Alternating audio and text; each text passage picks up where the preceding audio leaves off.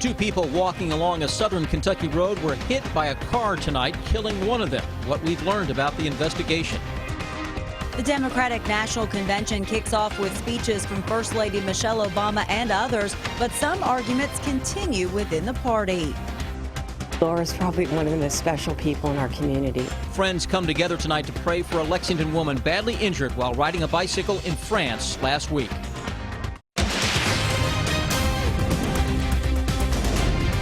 This is WKYT News at 11. Good evening to you. Storms brought some heavy rain to parts of Kentucky today. Tonight, the weather has calmed down, at least for now. But it is the beginning of what's expected to be a stormy week here in the Bluegrass. So let's check in tonight with our chief meteorologist, Chris Bailey, and your no-wait weather forecast. Chris? Yeah, guys, today's stuff kind of the opening act to what is a very stormy week that will really ramp it up a notch or two later this week. Defender Radar Network late on your Monday evening with showers and thunderstorms in southern Kentucky, finally now beginning to kind of give up and dissipate. Had some very heavy rains over the past hour or two into parts of Whitley County, Knox County, Bell County. That is now into Tennessee and weakening. Got a bunch of little boundaries that are floating around central and eastern Kentucky with an actual front that has put the brakes on right on top of the region as well. And typically that will get some additional showers and thunderstorms to crank up. Not so much tonight as more so into the day tomorrow. They'll look at the future radar. Still southern Kentucky blows up one more little thunderstorm, 9, 10, 11 in the morning.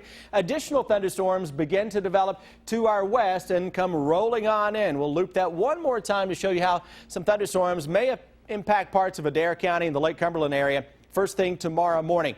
But when I come back at 11:13, we've got a brand new hour-by-hour forecast and a rainfall outlook, guys, as we track the heavy rain threat. And some of the numbers coming from the computer models for the next several days are off the charts. Wait until you see that new rainfall forecast when I come back in a few. Tonight, investigators are trying to figure out what led up to a deadly crash in Whitley County. They say a car hit two people on a road, killing one of them. It happened just after 6 tonight on Highway 895 near Williamsburg. Police called in an accident reconstruction unit as part of their investigation. Garrett Ymca has the latest in our top story at 11. A small section of Highway 895 here in Whitley County was closed for hours as crews investigated. Investigators still haven't released many details about what happened out here, but we do know one person was killed and another was injured. The sheriff says it was about 6 p.m. when two people were hit by a car here on Kentucky 895. It's a rural state highway not far from Highway 204 that runs through the Canada-town community here in Whitley County.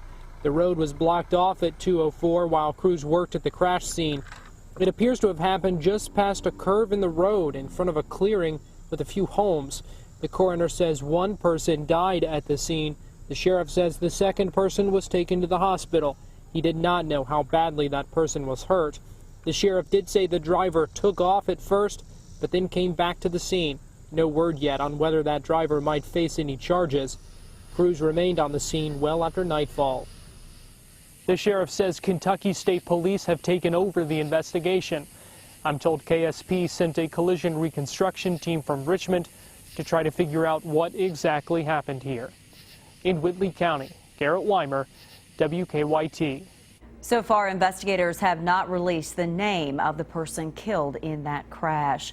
New tonight, US 60 has reopened in Woodford County after a crash closed it for hours today. Just after 4 this afternoon, Versailles police say a tractor trailer and a pickup collided near the US 62 intersection in Versailles. The tractor trailer ended up on its side. Police say both drivers were taken to the hospital, but their conditions are not known tonight. Investigators aren't sure yet what caused the crash. The Democratic National Convention kicking off late this afternoon, and the first day featured both high-profile speakers and some vocal objections from the convention floor. Democrats are trying to unite the party behind presumptive presidential nominee Hillary Clinton. Danielle Nottingham has the latest now from Philadelphia. Thank you. This may be Hillary Clinton's Democratic National Convention, but tonight belonged to Bernie Sanders. I look forward to your votes during the roll call tomorrow night. Sanders got a primetime speaking slot in an attempt to soothe his ruffled supporters and convince them to back the former First Lady. Based on her ideas and her leadership, Hillary Clinton must become the next president of the United States. But Sanders' supporters are standing firm. To the Bernie or bust people, you're being ridiculous. Tonight, speakers try to refocus the conversation on the presumptive nominee and not party infighting. First Lady Michelle Obama told delegates and the nation why she believes Clinton is the best choice for president. Hillary Clinton has never quit on anything in her life. Massachusetts Senator Elizabeth Warren went on the attack against Republican nominee Donald Trump. Donald Trump has no real plans for jobs or for college kids or for seniors. No plans to make anything great for anyone except rich guys like Donald Trump. The goal is to wrap up the week in Philadelphia as a unified party in message and tone and defeat Trump in November. Danielle Nottingham, CBS News, Philadelphia. And former President Bill Clinton will address the convention tomorrow night. Tonight, investigators still aren't sure what led to a knife attack in Japan that killed more than a dozen people. They say a man walked into a facility for the disabled near Tokyo and began stabbing people. Police say after the attack, that man turned himself in. They say he's a former employee of the facility and told them he wanted to get rid of the disabled. Firefighters now say 19 people were killed in the attack and dozens more were injured. New tonight, an investigation is underway after police found a man dead inside a Lexington home. Lexington police say they were called to a home on Ross Avenue off West 3rd about noon today after neighbors complained of a strong smell coming from the home. Investigators say inside they found the man's badly decomposed body. The coroner says the man could have been dead for up to 3 or 4 days. His name hasn't been released. At this point, investigators aren't sure what caused his death. New tonight, 2 Indianapolis police officers have been injured during a chase. Investigators say an officer tried to stop a suspicious vehicle, but police say the driver wouldn't stop and started shooting. The chase came to an end, and police say they then exchanged gunfire with the suspect. They say that one of the officers was shot, but was taken to the hospital with non-life-threatening injuries. Police say the suspect was killed. They also say a second officer suffered some minor injuries. A Central Kentucky woman continues to battle a serious head injury she suffered in Europe. Family members of Laura Babbage say she was riding a bicycle in France at the time. She's the wife of former state auditor and former Secretary of State Bob Babbage. Tonight, about 100 people gathered for a prayer service in Lexington for Laura. Monique Blair has the story new at 11. Laura Babbage is no stranger to bicycling. In fact, this video is from a bicycling story WKYT did with Babbage a few years ago. But last Thursday night, Babbage was in a cycling accident. She and her son, youngest son, were doing the Tour de France. After the bicycle crash, Babbage was flown to Grenoble, France. She is now in a coma. They put her into a coma to let the brain get some time to heal. Babbage's family is by her side, but an ocean away from France, back here in Lexington. The love for Babbage was evident. Laura's probably one of the most special people in our community. Everybody loves Laura Babbage. She just radiates happiness and love for everyone, and that's why we're all here. During the service, these prayer cards were handed out, and Laura Babbage's loved ones were asked to write personal messages to her and her family. And now every single one of these prayer cards will be sent to France in an effort to lift up Laura Babbage. She loves the Lord so much. She loves her family so much. She loves each of you so very much. Laura's husband and former state auditor Bob Babbage has asked for prayers from the community, saying that is the best thing anyone can do for his wife right now. So that's exactly what they're doing. To give the power of prayer to get to Laura and to heal her and get her back here with us. In Lexington, Monique Blair, WKYT. Her husband Bob has used social media as a way to update the Lexington community on how his wife is doing. In the last update, he said she has shown some little signs of progress. New tonight, 2 people facing charges in 5 states have been arrested in Madison County. The Madison County Sheriff's Office says they and U.S. Marshals served warrants yesterday on 38-year-old Becky Calhoun and 37-year-old Sean Parks. They say they arrested Calhoun after a standoff at a home on Keystone Drive. Police say both suspects face multiple charges in Kentucky for theft and other offenses, and they say both have pending charges in Ohio, Indiana, Illinois, and Tennessee. A judge has ordered inmates from 2 counties to be moved from a regional jail in eastern Kentucky to another jail. The problem, the judge said, led to his ruling in 9 minutes. And then a major milestone tonight for aviation as a solar-powered plane completes one very long trip. Now, your hour-by-hour forecast with Chief Meteorologist Chris Bailey.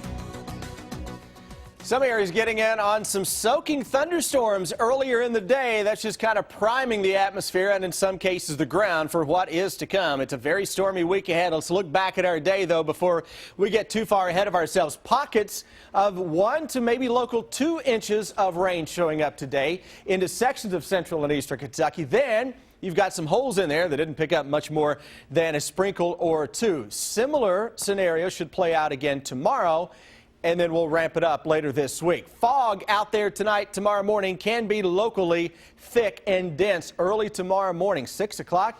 Up and at 'em early for not school yet. Kids getting close, though, for work in the morning.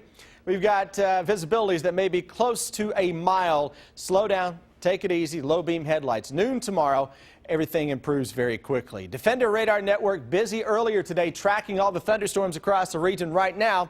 Not a whole lot to talk about. And that's a good thing for light sleepers out there. We can still fire up an isolated shower thunderstorm tonight, but there are so many little rain-cool boundaries that are floating around that we're likely to crank up some more storms as we go into the day tomorrow. Tomorrow's a day that may play out similar to what we had today.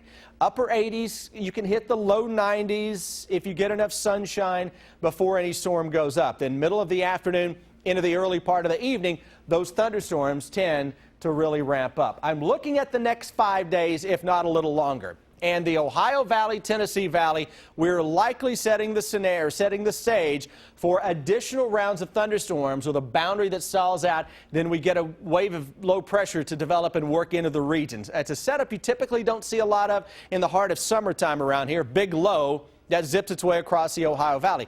That is a possibility. So in the area I've painted in red, that includes the entire state of Kentucky, this will be one to watch. As some estimates of 2 to 4 inches of rain could be a little on the conservative side, but the flash flood potential will increase a little later this week. Why did I say that's on the conservative side? Take a look at this computer model. Next 7 days, just a snapshot in time, we were showing you the same model, though, at 6 o'clock tonight that had 2 to 4 inches of rain. Well, look at the late afternoon run of that same model for the same time frame.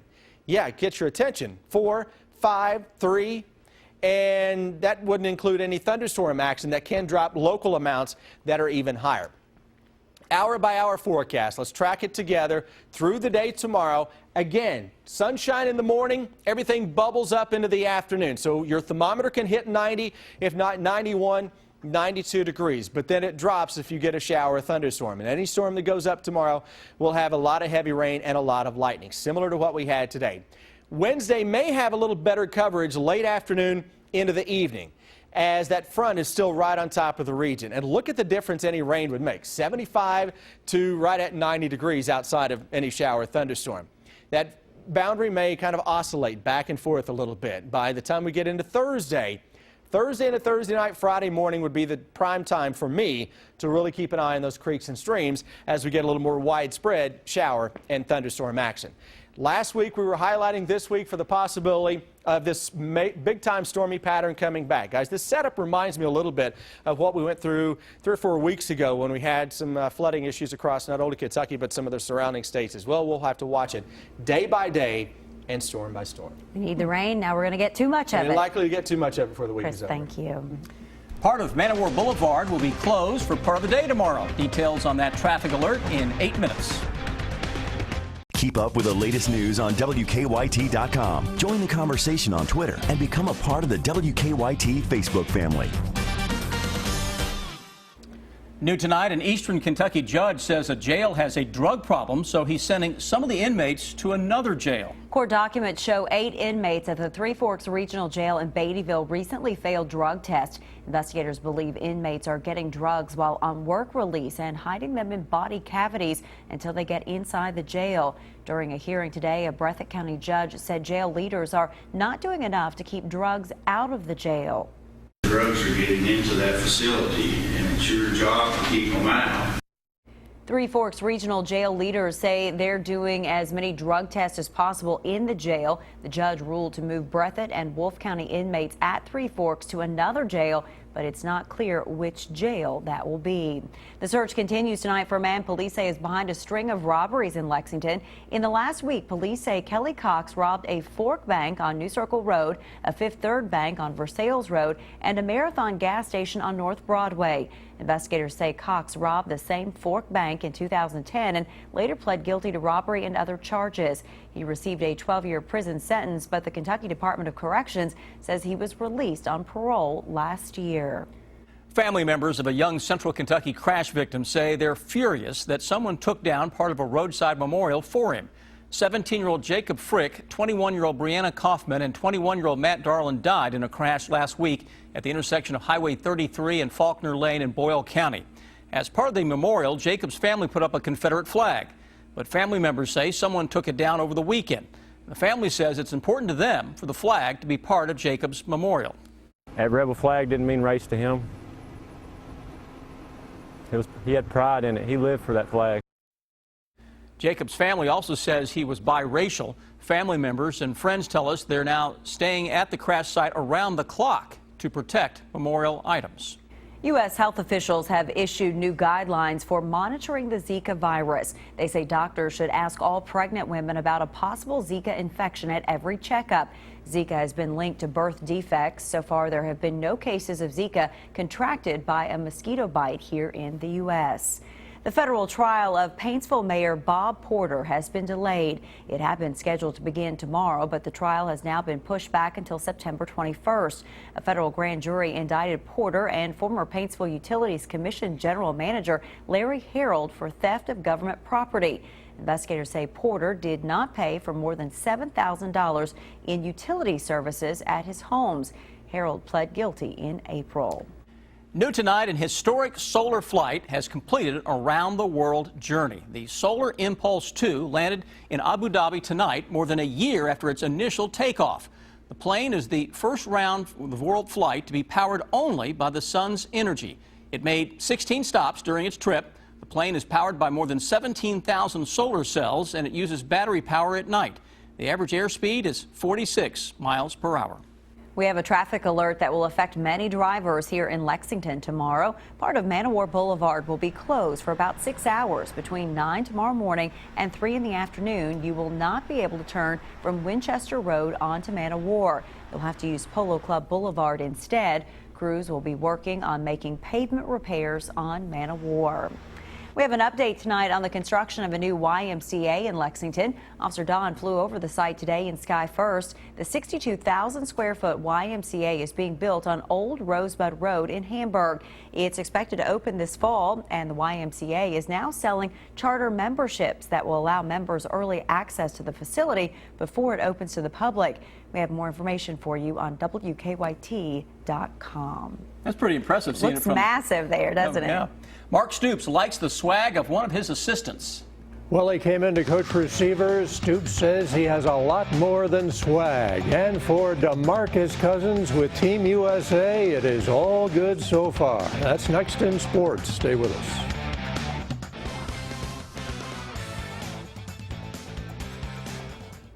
Lamar Thomas is among the new faces on the staff of Mark Stoops. He came over from U of L, and he's coaching wide receivers. Thomas has a swagger to him. He's not afraid to go back and forth with opposing fans on Twitter. And over the weekend at the UK Women's Clinic, he took a shot at his former boss, Bobby Petrino, saying, "The other guy I used to work for wasn't as good as this one." This morning on KSR, Mark Stoops said he's well aware of the swag Thomas has. When I hire guys, I know who they are. I have a pretty good indication of who they are, and let them be themselves. Obviously, and I think that's part of Lamar. Part of the success he's had is bringing that out of the players and having that confidence and that swagger and that attitude. But you also have to have substance behind what you do, and and I know he has the substance, and that's what's most important. That's what's going to help our team improve. That's what's going to help our wide receivers play at a better level. Is the substance in his teaching. USA basketball dominant through its first 2 exhibition games ahead of the Rio Olympics, and so has DeMarcus Cousins. Thomas had a double-double in Friday night's exhibition game against Argentina, and last night against China, Boogie scored 12 points, pulled down 7 boards. In 2 games, he has 26 points, 22 boards. He's having a good time. Comfortable, man. I'm in a happy place. We got a great chance of bringing back a gold medal, so that's the only thing my mind is on right now. Me and DJ's role is to go in, dominate both ends of the floor, be a defensive anchor, and grab every rebound we can. So we're having fun doing it, and just trying to play our best to get this gold medal. What's it like to play on a team when you are expected to not only win every game, but win big? High expectations. So we had to come out and perform on a nightly. Every team's going to give us our best every night, so I'll come out and perform. Kentucky announcing its opponent today for the women's SEC Big 12 Challenge, and it's a school that Matthew Mitchell's team is familiar with. The Wildcats will host the Oklahoma Sooners on December 1st. The 2 teams met in the second round of the NCAA last season here in Lexington when UK beat OU to earn a berth in the Sweet 16. Both teams finished the season ranked in the final coaches poll. The Mercer County Titans won the district title last season in David Buchanan's first year at his alma mater. Mercer County lost its first 5 games, then rattled off 6 straight wins. The transition was tough last year, but now he feels his team has no excuses. We should be a lot further along on the learning curve. And last year, one of the toughest things for them was to learn how to practice the tempo that I wanted to practice, that we needed to. I want practice tempo to be faster than game tempo, and that was a real struggle making that transition. But I think now our coaches and our kids understand that tempo, and that makes it go a lot better. And the Chicago Cubs have acquired left-handed closer Aroldis Chapman from the New York Yankees for pitcher Adam Warren and 3 minor league prospects. Chapman 3-0 with a 2.01 ERA, 20 saves in 31 games for the Yankees. He saved 146 games in 6 years for the Reds before being traded to New York last December. Now, back in the NL Central where he can pitch against the Reds. We'll be right back. The Late Show with Stephen Colbert is less than a minute away here on WKYT. Tonight's guests include Allison Janney. Expect some rain the next few days, right? Yeah, scattered thunderstorms around later today. It's officially after midnight. Cold front stalling out across the region. It'll start out similar fashion of what we had on our Monday with some sun in the morning, scattered storms into the afternoon, and that future radar showing even a small threat for a shower thunderstorm tonight across southern Kentucky. Rest of that action will hold off until we get into the afternoon tomorrow. All right. Thanks so much for staying up late with us. We'll see you back here later today.